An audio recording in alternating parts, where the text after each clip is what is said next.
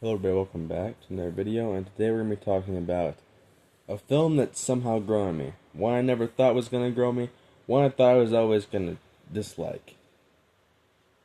Now this movie was always the weird one in the franchise, because there's only one film in this whole franchise I actually really dislike, and that's the remake of A Nightmare on Elm Street.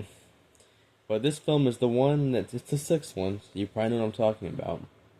And you've witnessed in one of my more recent videos about this franchise, I talked about how the Dream Child just became my favorite, and how I think if it wasn't as rushed, it would be loved by a lot of people.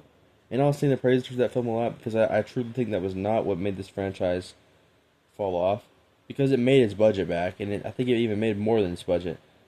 So it's not like it was a big flop; it just wasn't as successful as the last one, Dream Master. So the New Line kind of just saw that maybe it was declining. And if they would have actually made a more serious film for Freddy's, I think that this franchise might have went on into the 90s. But, there's this...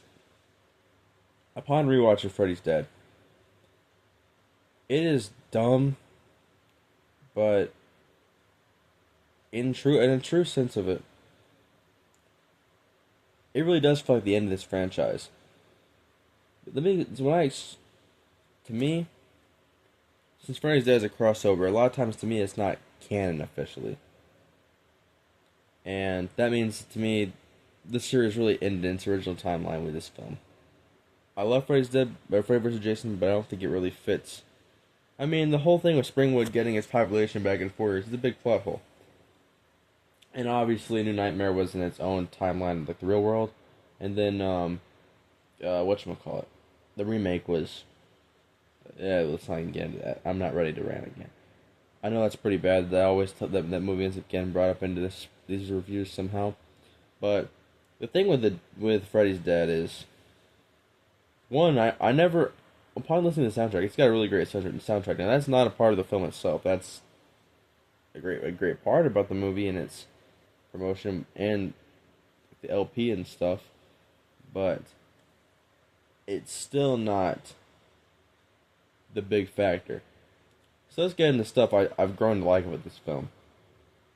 I enjoy the fact that it does feel like a real finale to this franchise, and they really do kill off Freddy. I think that was pretty cool of them. And let's be honest, the Freddy backstory scenes were great. Everything up until the one where like the dream demons are there trying to like saying, he's like, they're like, Freddy, open up and you shall live forever. And Freddy's like, I want it all, and they just they give him his dream powers. We didn't even need to see that, but the scenes with like how Freddy becomes a masochist basically because he, you know, starts cutting himself because we see, I think it's implied that a lot of it was he gets adopted by Alice Cooper's character, and then Alice Cooper's character beats Freddy, and Freddy, I think it's implied that he got beat so much he grew to enjoy the pain. So I think he already had it. It tries to give you sympathy for Freddy, and you can see how messed up in the head he was and stuff like that. And I mean, really, his mother gave him away, and this guy that beats him didn't care about him. So really, Freddy really didn't have anybody to care about him. So it's kind of, you start to see why he became the masochist and didn't enjoy his pain like he does through the rest of these films. And I did enjoy that part. I also enjoyed you can imagine Freddy got teased for being, the result of 100 maniacs raping his mother in the insane asylum. But still, I wish that the gerbil part, it makes takes sympathy where he kills a gerbil, which, I mean, I know serial killers kill animals, so maybe that's supposed to say that, but yeah, I enjoyed that part. And I do think that, he could have a daughter. I don't think he would have.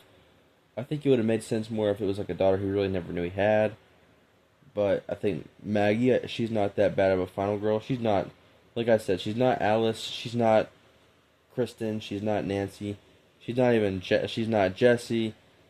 She's not Laura. I think, although maybe my rankings, I should put her. I wish I would re-ranked her above Lori because now I think Maggie is a better final girl than Lori, but they're tied. So that could swing back and forth. But she's nowhere near the top four in this franchise for me. So, and I think that Tracy is an underrated character. Now I'll sing the praises for the characters in A Nightmare on Elm Street 5.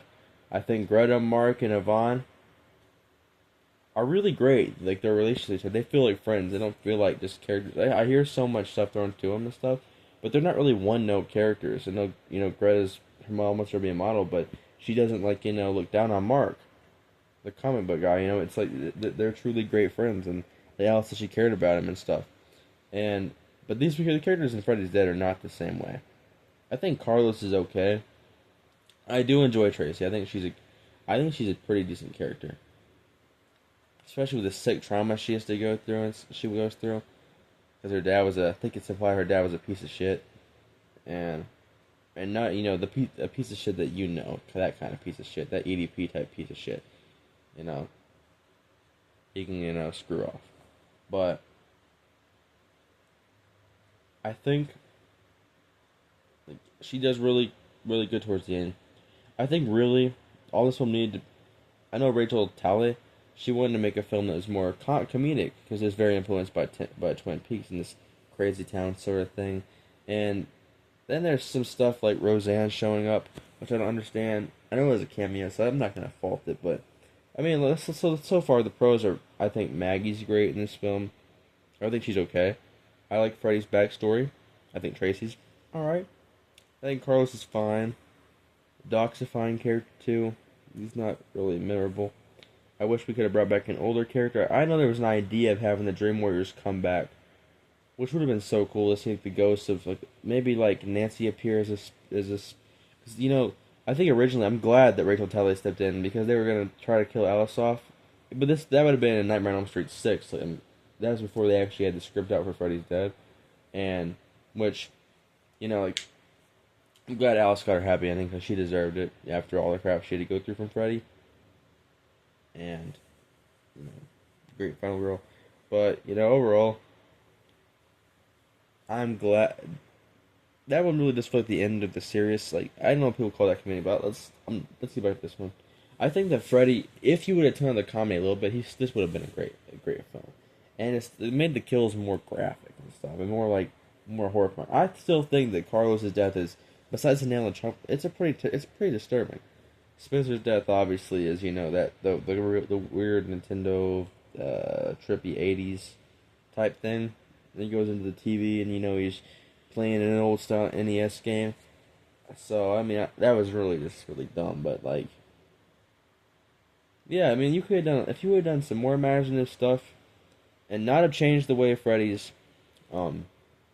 powers work, how if you die people forget about you, which was never any of the movies before, but it is becoming to me. I just love how absurd it is. Just how Freddy's became just the ultimate change of Freddy, and some of his the way Robert Englund portrays him in this film. That's why I've grown to love this film. I don't actually I wouldn't put it anywhere near the first five for me at all, or even New Nightmare. It's nowhere near any of those, but it is legitimately. I do enjoy me some Freddy's Dead. It's became that thing. It used to infuriate me, not as bad as some other YouTubers I watch, but I didn't like it. It definitely didn't infuriate me as bad as that one film that shall not be mentioned here. But and I definitely don't agree with the sentiment people rank this above Dream Child. I don't even agree with the sentiment that movie's even on the list. Although I'm not I made a video about defending it already. Although I wish I could go back and add more stuff to that video because upon rewatch, my opinion of it's grown even hard. I thought I was gonna rewatch it and be like, "Oh, this film is bad."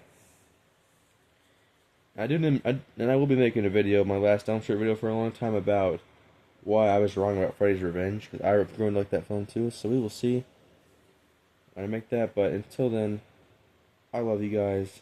Take care. Stay blessed. Christ loves you. See you in the next one.